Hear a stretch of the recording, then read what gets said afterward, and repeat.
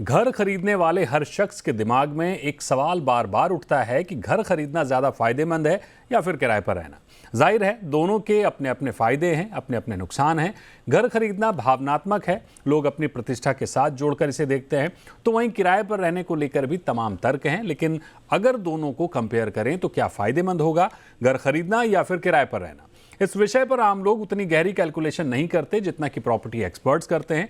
तो आज हमने इस विषय को गहराई से समझने के लिए, इसके फायदे नुकसान को विस्तार से आंकने के लिए रियल एस्टेट के दिग्गज एक्सपर्ट्स को आमंत्रित किया है। आशीष जी, आपका नजरिया क्या है इस विषय पर, घर खरीदना या फिर किराए पर रहना?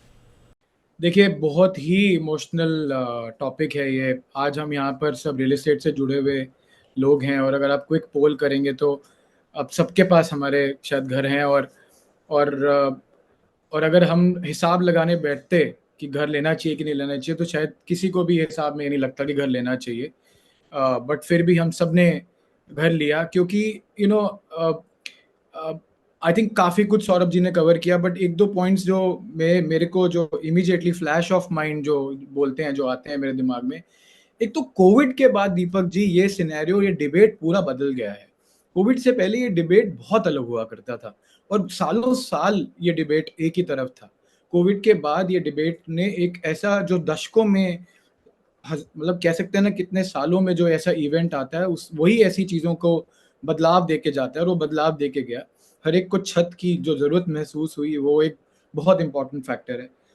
हमारी माता जी हमें बचपन से ये बोलती थी कि सोना और घर कभी भी सस्ता नहीं लगेगा। आप लेने जाएंगे कभी नहीं लगेगा। आप किसी दिन किसी मोमेंट पे बैठ के आप लोग को लगे कि अरे, मैं तो जो घर ले रहा हूँ वो मेरे लिए बड़ा इजी है लेना। मैं भी काफ़ी घर बेचता आया हूँ पिछले 15 सालों से। मेरे को आज तक कोई ऐसा एंड यूज़र नहीं मिला जो मुझे लगा हो कि उसने अपने आप को स्ट्रेच करके अपने ज़रूरत को दबा के घर ना लिया हो। करेक्ट। एक और छोटी सी बात जो हमने महसूस करी, हम सब ने महसूस करी होगी, पिछले 4-5 साल में, खासकर पिछले 3 सालों में, जो उम्र है। पहले मैं आपको बता दूं, जिन लोगों से मैं बात करता था, कोई ऐसा इंसान नहीं था जो 40 साल से ऊपर ना हो, आज से 4-5 साल। लेकिन आज 30 साल से नीचे वाले भी ग्राहक हैं हमारे पास आज की डेट में। इस पर आशीष जी भी कुछ ऐड करना चाहते हैं, कहिए आशीष जी।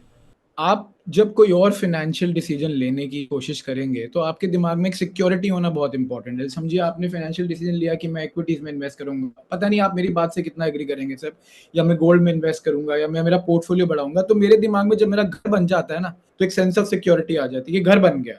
अब मैं दूसरी इन्वेस्टमेंट्स को भी एक्सप्लोर कर सकता हूँ, या मैं यू नो सो कनेक्टेड है ये चीज़ें। जब मैं सो कॉल्ड थोड़े से इन्वेस्टमेंट रिस्क, करियर रिस्क लेना चाहता हूँ, और अगर मेरा घर सॉर्ट ऑफ एक स्टेबिलिटी की तरफ मुझे ले जाता है, तो वो डिसीजंस में हेल्प होता है।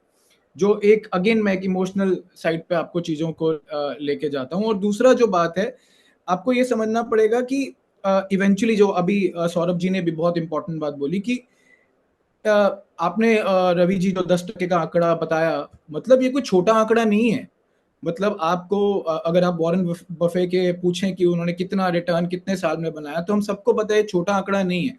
तो अगर हम वेल्थ क्रिएशन करवाना चाहते हैं एक मीडियन एज के 33-34 साल के एक यूथ की, जो over a period of 10-15-20 years, तो आज तो हमें एक स्टेबल इक्विटी मार्केट दिखी है पिछले कुछ साल से, लेकिन हमेशा ऐसी नहीं थी। साइकिल रियल एस्टेट की रहती है, लंबी रहती है। तो अगर वेल्थ क्रिएशन रियल एस्टेट के थ्रू हो पाती है हाउस की, तो वो भी एक इम्पॉर्टेंट फैक्टर है। आशीष जी, आपके पास आते हैं। मैं एक आंकड़ा देख रहा था, दुबई रियल एस्टेट के लिहाज से बड़ा मार्केट है, बड़ा बाजार है। वहां भी 70% लोग रेंट पर हैं, बाकी के 23% लोग घर खरीद कर रह रहे हैं। जाहिर है दुबई की हमारे रियल एस्टेट से तुलना नहीं हो सकती, उनके हालात अलग हैं, हमारे हालात अलग हैं। वहां बिजनेस या जॉब सेंट्रिक रिहायश ज़्यादा है। हालांकि यूएस या यूके में भी रेंट पर रहने वाले लोगों की तादाद काफ़ी ज़्यादा है। कैसे देखते हैं आप इस सिनेरियो को? बहुत ही, जैसे बोलते हैं ना, बहुत ही अलग एनिमल्स हैं जिसकी हम बात कर रहे हैं। कंपैरिजन करना बहुत ही, जैसे दुबई, जैसे आपने खुद कहा कि बहुत लोग वहाँ पे थोड़े करियर, कैसे कहते हैं, करियर मूवमेंट के लिए आते हैं। और तो ज़्यादा से ज़्यादा जनता वही है। बाकी जो वहाँ घर लेते हैं, वो तो वहाँ पे आपको पता ही है कि किस लिए लेते हैं। तो अभी, यू नो और यूएस से भी कंपेयर करना, मेरे हिसाब से, ये बहुत बड़ा डिबेट हो सकता है, नहीं करना चाहिए।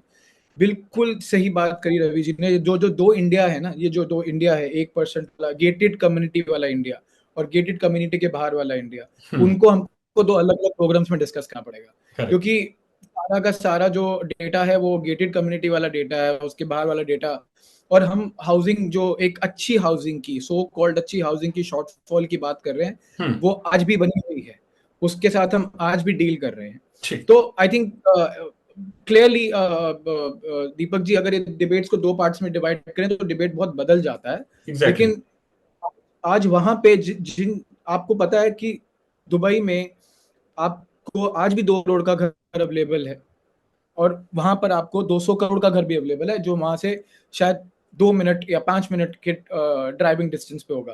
क्या कभी आपने ऐसा महसूस किया कहीं पे भी इंडिया में कि आपको ऐसा लगा हो कि उस, तो this is something which is definitely